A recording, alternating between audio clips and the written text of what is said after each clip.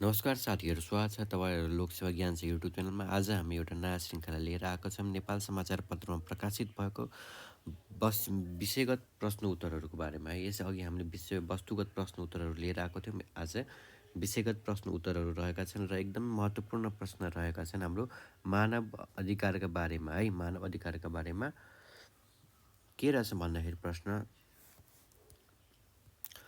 मानव अधिकारका विशेषता के हुन्? लोकतन्त्र र मानव अधिकार बीचको सम्बन्ध दर्शाउँदै मानव अधिकारप्रति राज्यको दायित्व एवं मानव अधिकारको संरक्षण तथा सम्वर्धनमा राष्ट्रिय मानव अधिकार आयोगको भूमिका के रहेछन् चर्चा गर्नुहोस् है।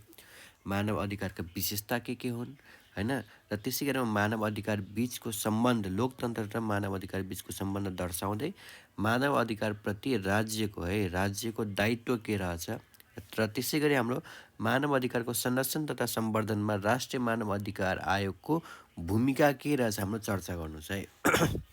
सो हाम्रो पृष्ठभूमिबाट हामी सुरु गर्नेछौँ है। सो पृष्ठभूमि के रहेछ भन्दाखेरि, मानिसले जन्मसिद्ध रूपमा प्राप्त गरी स्वतन्त्रतापूर्वक प्रयोग गर्न पाउने आधारभूत अधिकार नै के भएछ? हाम्रो मानव अधिकार रहेको छ है। राष्ट्रिय मानव अधिकार आयोग ऐन 2068ले व्यक्तिको जीवन स्वतन्त्रता, समानता र मर्यादासँग सम्बन्धित संविधान, प्रचलित अन्य कानुन एवं नेपाल पक्ष राष्ट्र भएका अन्तर्राष्ट्रिय सन्धिमा निहित अधिकारलाई मानव अधिकारका रूपमा परिभाषित गरेको छ है। त्यसै गरी हाम्रो मानव अधिकार मानव अस्तित्व, मानिसमा हुने चेतना वा विवेक र मानव मर्यादा वा प्रतिष्ठाबाट सिर्जना भएको हुन्छ। ठिक छ। त्यसै गरी हाम्रो मानव अधिकारका विशेषताहरू है, हामी यतिकै भयो हाम्रो पृष्ठभूमि भयो। त्यसको अब विशेषताहरू, आधारभूत र अति आवश्यक है। त्यसै गरी हाम्रो अरहणीय र अन्तर्सम्बन्धित है। त्यसै गरी हाम्रो समान, स्वतन्त्रता र विश्वव्यापी, अन्तर्राष्ट्रिय रूपमा संरक्षित हुनुपर्ने, जवाबदेहिता र कानुनको शासन हुनुपर्ने है। त्यसै गरी हाम्रो मानव मर्यादा संरक्षणमा केन्द्रित हुनुपर्ने। ठिक छ। त्यसै गरी हाम्रो व्यक्ति वा समूहको संरक्षण, राज्यका निकायहरूलाई बाध्यतात्मक है र कुनै कारणबाट समूह वा व्यक्तिलाई विमुख गर्न नमिल्ने है। त्यसै गरी अब लोकतन्त्र र मानव अधिकारको सम्बन्ध के रहेछ त है। लोकतान्त्रिक शासन प्रणालीमा मानव अधिकारसँग सम्बन्धित विषयहरूलाई संवैधानिक र कानुनी रूपमा संरक्षण गरिने। त्यसै गरी हाम्रो लोकतान्त्रिक शासन प्रणाली अवलम्बन गरिएको मुलुकको मानव अधिकारको सम्मान, संरक्षण र परिपूर्ति गर्ने दायित्व राज्यको हुनेछ है। लोकतन्त्रमा राज्यको अधिकारीद्वारा प्रचलित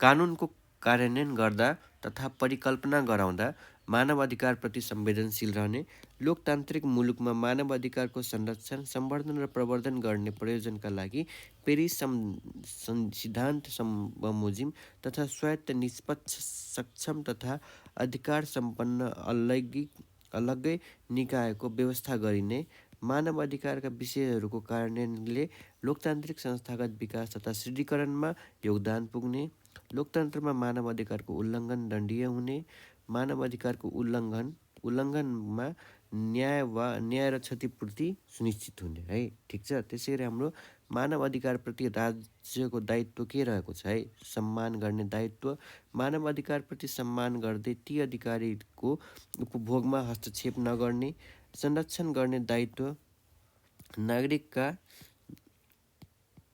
नागरिकका लागि मानव अधिकारको निर्वाध उपभोग सुनिश्चितता गर्दै प्रभावकारी नियमन तथा औपचारिक विधि मार्फत ती अधिकारीको उपभोग हस्तक्षेप गर्न नदिने कुराको सुनिश्चितता है। त्यसै गरी अर्को के रहेछ हाम्रो प्रवर्धन गर्ने दायित्व, मानव अधिकारको उपभोगको पहुँचलाई सहज बनाउने तथा मानव अधिकारको बारेमा जनतालाई सुसूचित, सचेत वा सजग गराउने पुरा दायित्व गर्ने, मानव अधिकार सम्बन्धी कानुन व्यवस्थाहरू एवं नीति तथा नियमहरूको कार्ययोजनाहरू तर्जुमा गरी त्यसलाई प्रभावकारी कार्यान्वयन गर्ने तथा मानव अधिकार संरक्षण संयन्त्र निर्माण गर्ने है। ठिक छ। त्यसै गरी अर्को के रहेछ हाम्रो राष्ट्रिय मानव अधिकार आयोगको भूमिकाहरू के रहेछन् है।